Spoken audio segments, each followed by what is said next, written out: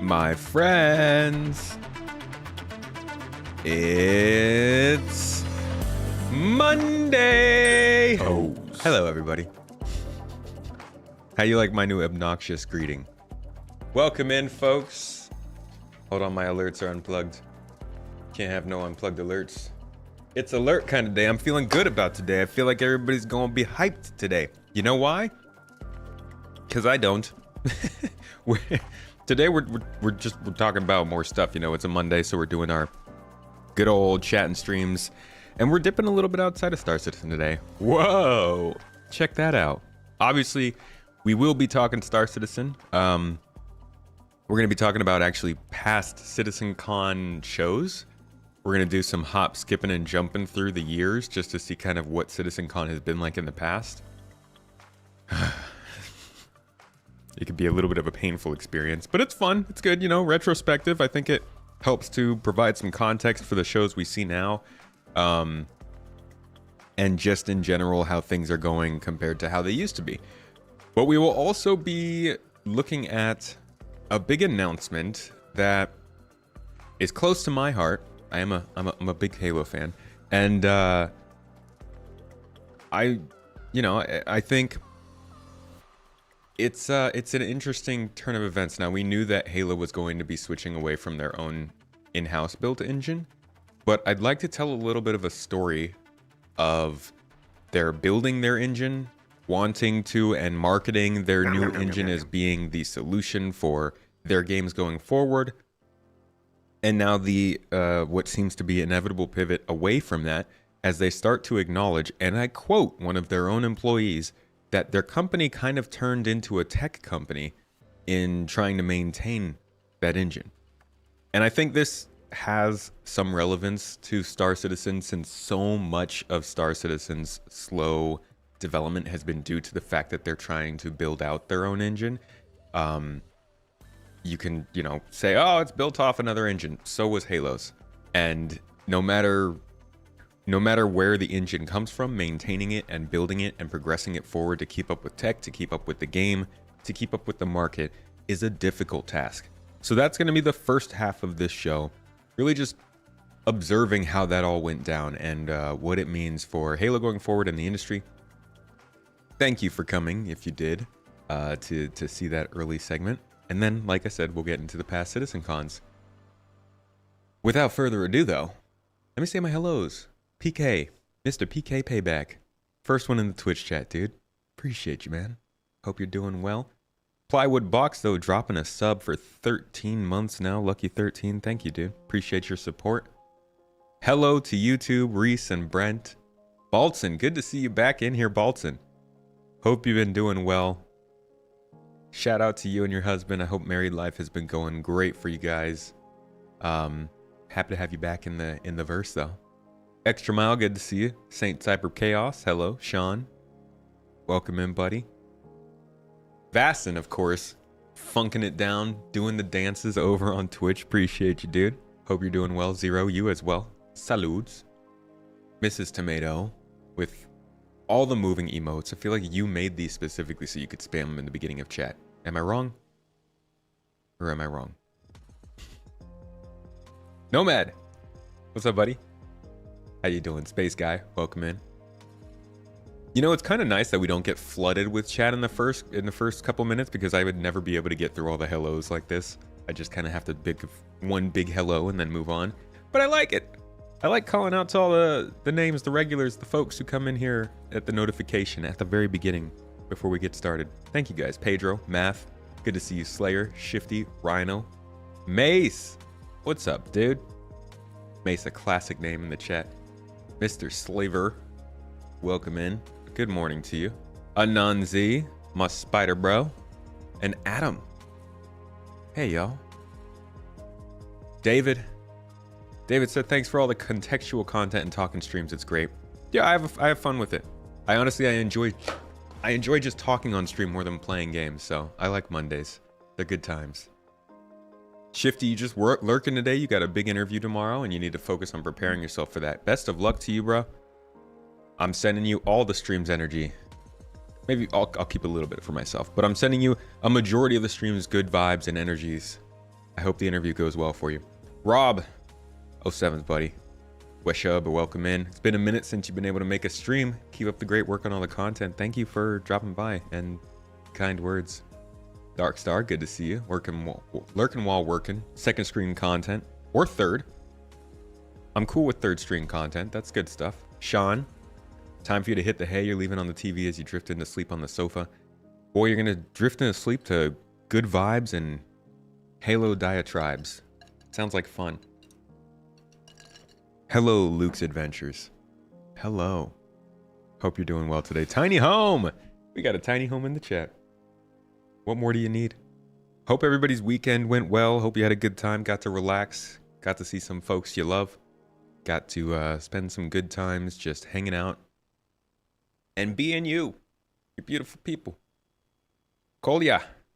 What's up? Welcome in.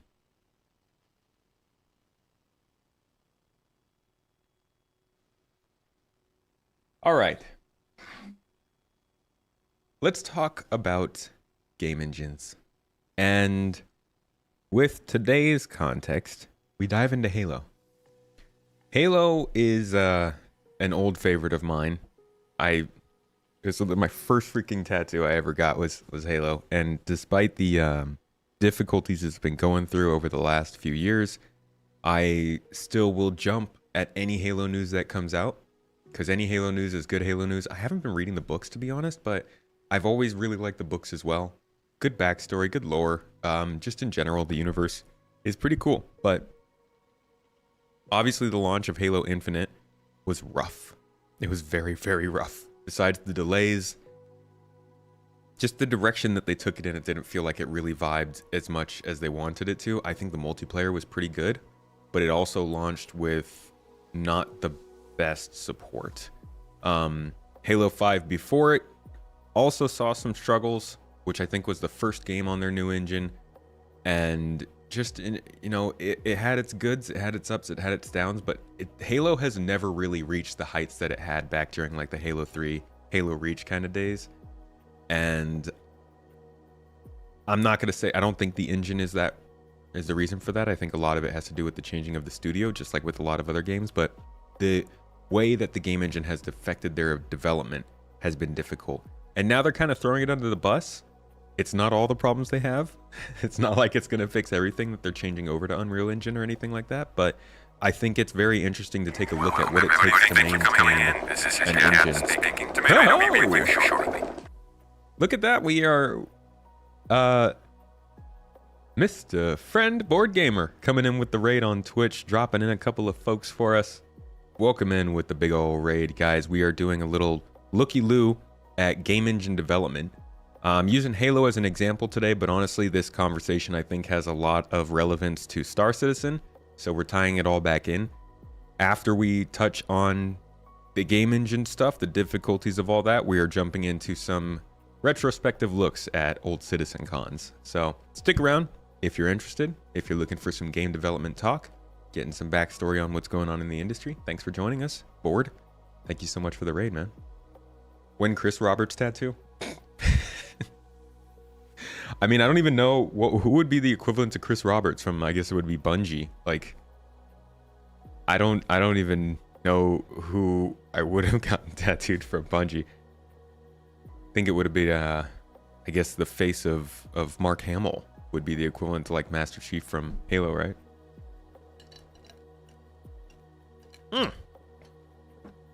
Sent the YouTube folks to Space Tomatoes YouTube channel. Oh, did you raid on YouTube as well? Yo, welcome in, folks. Thank you for joining us. Appreciate you, man. Hello and welcome. Why suddenly Halo? It's not really sudden. I generally cover Halo whenever something's going on with it. It's just been a little while. But again, this is a conversation that I think really touches on Star Citizen as well. Because the main thing that I'm talking about today is the difficulty of maintaining an engine. It goes far beyond just maintaining a game, which is why a lot of people are switching to Unreal Engine and what we're going to get into here. So 6 years ago, 343 put out a blog post here saying our journey begins They had put out a little demo during E3 of 2018, and they said, E3 2018 is a monumental moment for the Halo franchise and for us here at 343 Industries, and we couldn't be more excited to share with you a glimpse of our new Slipspace engine. What did that glimpse of Slipspace look like? Let's see. Slipspace engine Halo video. Let's see if it just comes up here. Yeah, so here is the announcement they had for that. And boy, oh boy, was this a beautiful freaking trailer. This hyped people up.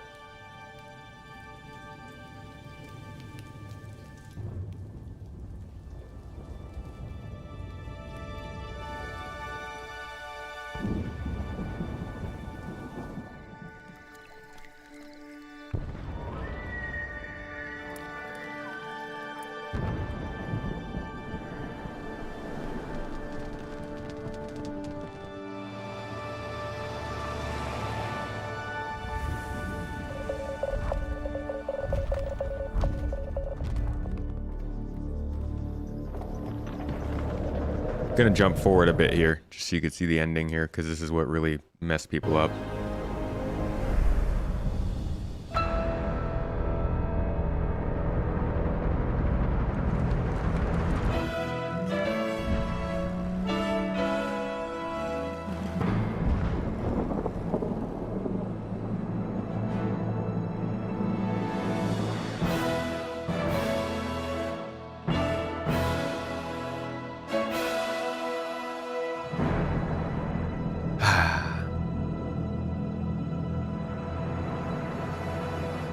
Love that sound. And so this was their big reveal. Powered by the Slipspace engine, which honestly is a really cool name for an engine. I like it. I dig it. So they said the Slipspace engine demo as shown at the E3 2018 briefing is the culmination of years of work and is infused with the passion of hundreds of people here at 343 Industries.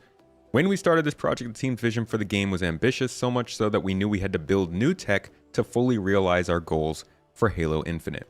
So they go on to continue talking throughout this post about how they were building out. So yeah, it wasn't Halo 5 that was the first game with the Slipspace. It was Infinite. But throughout the development of 4 and 5, they were working on this engine the whole time.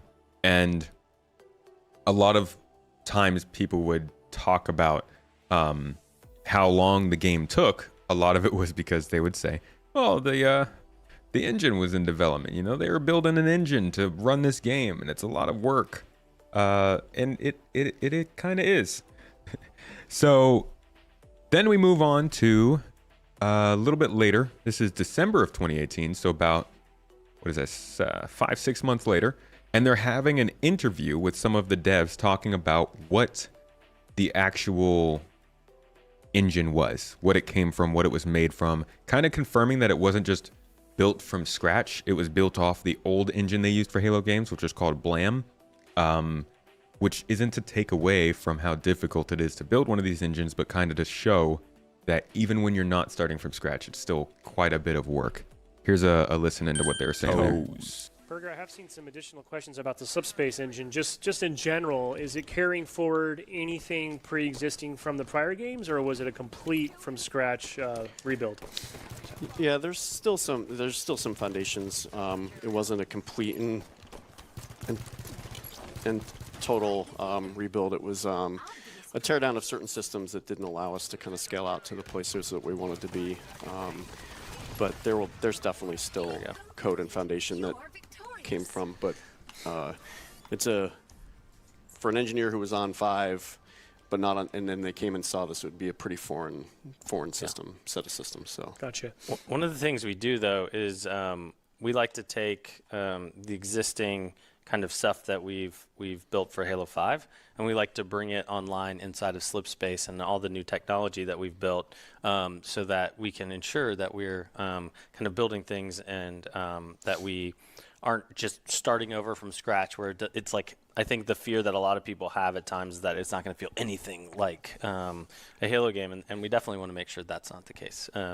So we kind of bring stuff online, and we kind of iterate, and we make sure that our experiences kind of evolve and kind of work from that technology evolution versus kind of just starting completely off in some scratch place. Gotcha. I freaking love the idea of just playing a video game and talking about making it at the same time. Seems like a just good times. Obviously, though, high tension because people are watching it and you don't want to be like, you don't want to do bad.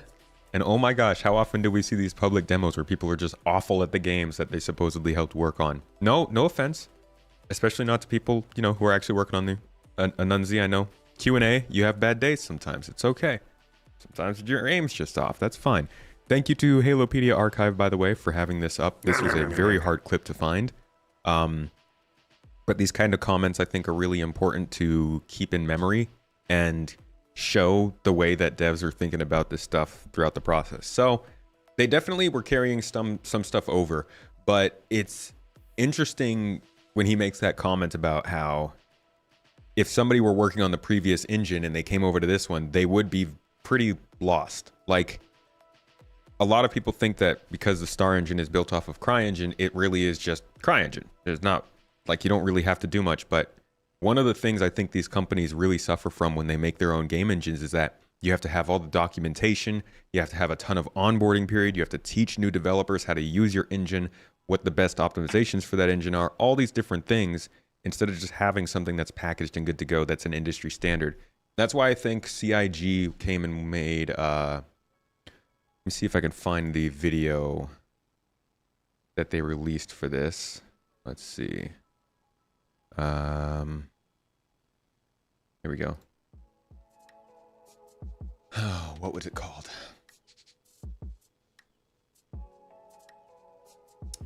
Let me see if I could just search this. Here we go.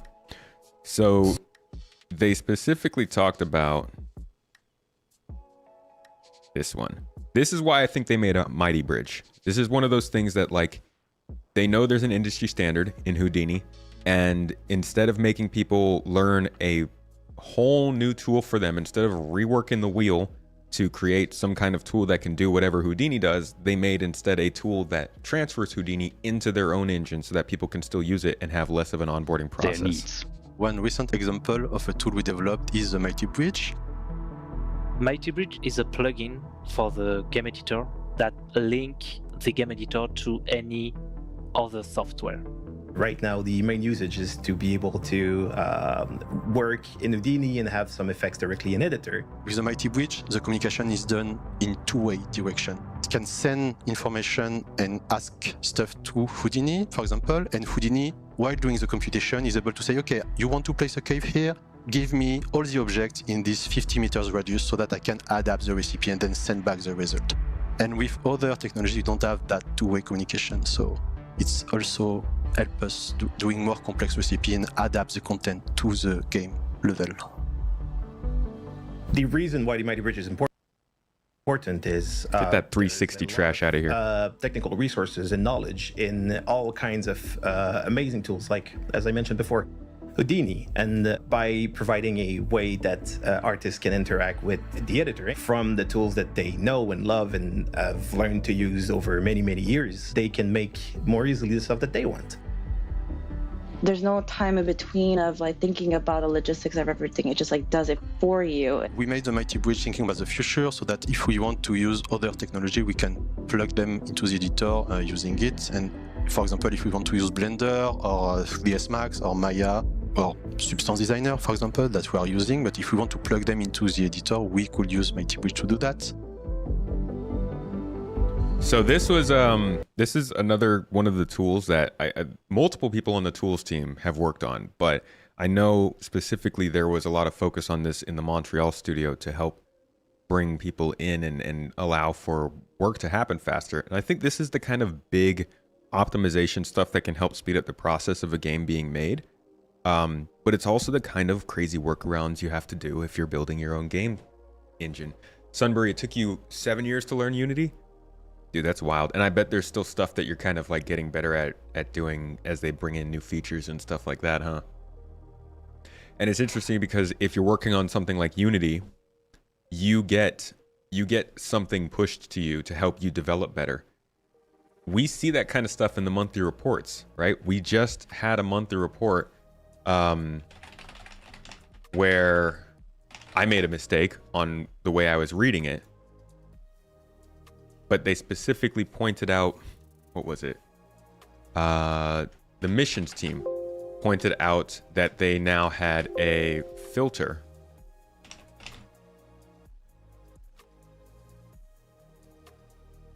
See if I can find it here.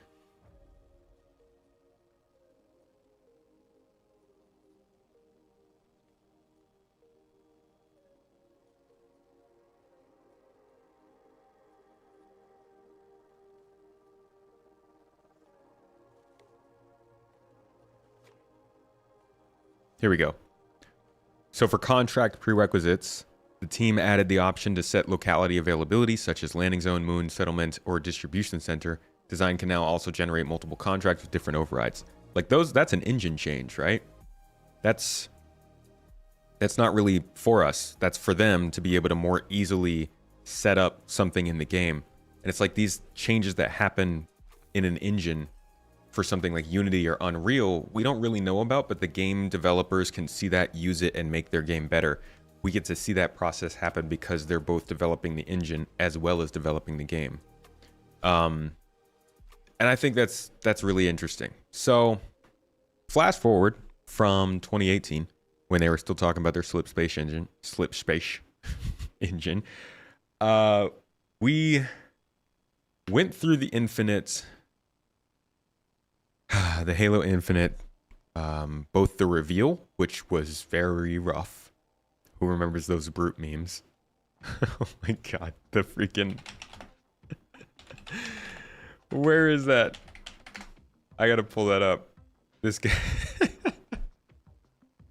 Dude, this guy was everywhere. Everywhere. Craig the Brute. Holy crap. Yeah, so... This reveal was immortalized through memes, as things are these days. If it's not a meme, it's not real, really. And it didn't do well. They actually delayed the game after this reveal, I believe, into the next year. And even then, even freaking then, after the delay, the game still did not release that great. God, it sucks because I was really looking forward to this, but it just... Overall, like, the game was huge, and I don't know what the full problems were. I'm not going to pull up a bunch of articles to look at it, but they really just didn't have the optimizations ready for it. So the game suffered, it struggled, it had some ups and downs, but ultimately people did not stick around in that game for super long. And in 2022, the developers were at least reportedly poised to ditch the in-house Slipspace engine and switch to Unreal. This is the article from The Gamer. Thanks for publishing, guys. We appreciate what you do. Multiple sources are now reporting the news revealing that 343 is apparently hoping to switch Halo's development over to Unreal Engine 5. It's not clear what this means for Halo Infinite support, especially as its ongoing development has been fraught with delays and even a recent feature cancellation. Hey, sound familiar? Delays and features not shipping? Wow. Sag. This is always going to happen to the Corsair. What? I just picked out a chat message and it was completely unrelated. Halo got you into gaming as a kid. Now you can't even go back to the new Halo games because they're just not the same. Do you not like the Halo multiplayer we have? I honestly, Halo got me into gaming as a kid, for sure. Halo Combat Evolved was like my first serious obsession in gaming as a kid, I believe. And Halo 2 was my first real online game competitively. But I still love the multiplayer. The story doesn't get me as much as it used to, but the multiplayer, good times. Thanks to your dad. Dude, I still remember how I was introduced to Halo. It was a good friend of mine, Zach Baker. If you're out there, I thank you, dude. I am forever grateful to you. Just mentioning it was during a elementary school basketball game. We were the Green Geckos. I was sitting on the bench, right where I did my best. And we were talking about video games, man. And he asked me if I heard about Halo, and I was like, "No, man, what is that?" And he told me about it, and I told my dad, and I was like, "Dad, can we go try this out?" And I swear to God, I was like 9 years old, but my dad was like, "Hey, you know what? Sure, why not?" And that was the first time I ever got to like really bond with my dad over a video game, and it was sick. We played through the campaign together. We did some co-op. It was good times, and that's ultimately why I got it tattooed, because like it's not the best game that I play right now. It's not my current favorite game, but it's